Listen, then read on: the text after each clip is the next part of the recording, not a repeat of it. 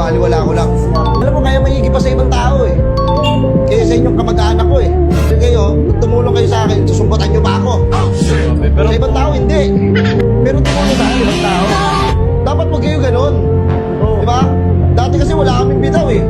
Diba? Wala kami sa inyo, tayo-tayo kami sa inyo. Wala kaming bitaw para sa inyo. Kung matamatahin nyo kami, ganun-ganun na lang. Tandaan nyo to ha, bilog ang mundo boy. Hindi palagi nasa ibabaw kayo. Kaya kailangan mong palagi papagkumbaba ka. Huwag mong mayabang. Huwag matapang sa kapwa mo.